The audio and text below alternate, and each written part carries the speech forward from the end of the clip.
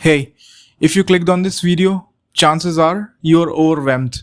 Like your brain won't shut up, your chest won't loosen, and everything around you feels louder than it should. And I know that feeling, not from textbooks, but from my own personal experiences. So let's slow down just for a bit. You don't need to fix anything right now. You just need to hear the right words, the right way, from someone who actually gets it. We're going to have a real conversation, the one that helps you finally understand what's really going on with your anxiety and overthinking. So let's talk. Anxiety isn't a proof that there is something wrong with you. It's not brokenness, it's not weakness, and it's definitely not a life sentence. You know what it is. It's a body that's stuck in protection mode, even when there's nothing to protect you from.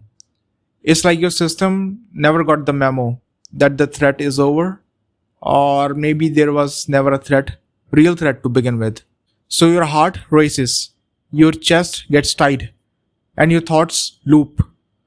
And then you start freaking out about the fact that you're freaking out. And that's where it really spirals. Because the panic isn't just about what's happening, it's about what you think it means. You think it means you're not okay, that you're going crazy, that you're not safe. But here's the truth, and I want you to hear this with full chest. You are safe. Your body's just overreacting. So if your anxiety feels constant, if everything hits harder, and your brain seems to stuck in overdrive, that's because your nervous system is sensitized. Imagine a fire alarm that goes off every time you toast a bread. That's your body right now, on the edge, jumpy, scanning for danger that isn't even there. But the danger isn't real. The feeling is real. Yes, but the meaning you attach to it, that's where things go sideways. You feel a rapid heartbeat and you think it's a heart attack.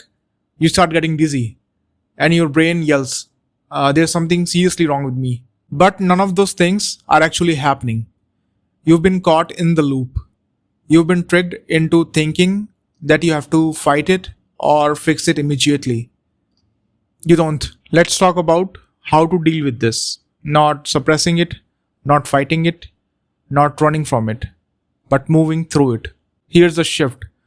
When anxiety shows up, whether it's racing thoughts or a weird body sensation or a wave of panic, your job isn't to control it. It's to actually allow it. And I know it sounds terrifying, but stay with me. So here's the first thing. Notice it. Like, oh, there it is again. Tight chest, racing thought, sweating. Now second thing. Don't resist it.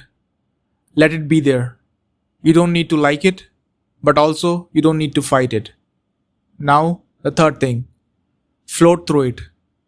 Like you're lying on your back in water. Let it come. Let it peak. Let go. And now the fourth thing. Give it time. No fix works instantly. But if you give it time and don't fuel it with your fear, it dies down. What keeps the anxiety alive isn't the anxiety itself. It's the fear of anxiety. The constant checking, the analyzing, the what if kind of thoughts. But when you stop reacting to it, like it's life threatening, it starts to shrink. Now let's talk about the mind part.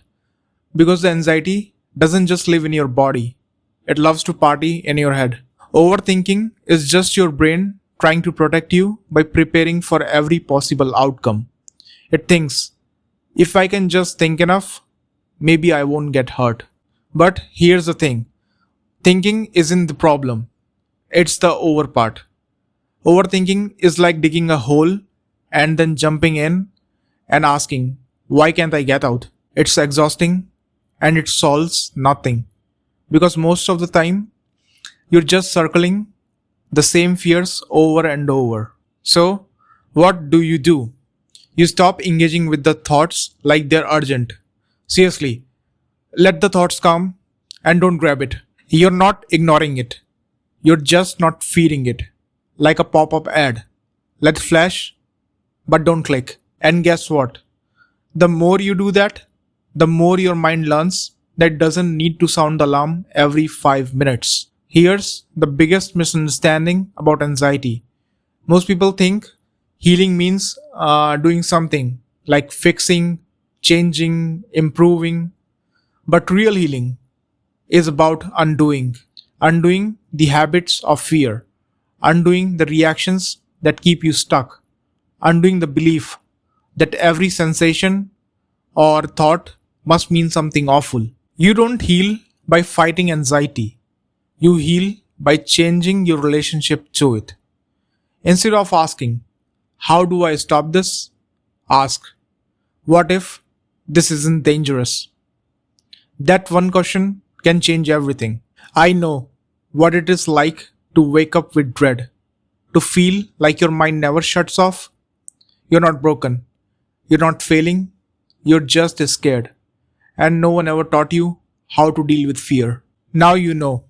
You don't have to fight it, you don't have to fix it. Let it come, let it pass, feel it, float through it. And when you stop fearing the fear, that's when things really change. You're already on your way back to calm, and this time it will stay.